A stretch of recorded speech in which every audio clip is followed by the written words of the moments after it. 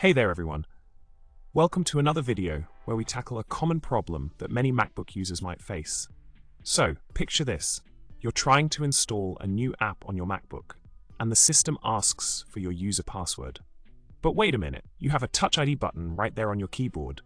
Wouldn't it be awesome if you could use that instead of typing in your password every time? Well, that's the problem we're here to solve today. Now, let's talk about the solution.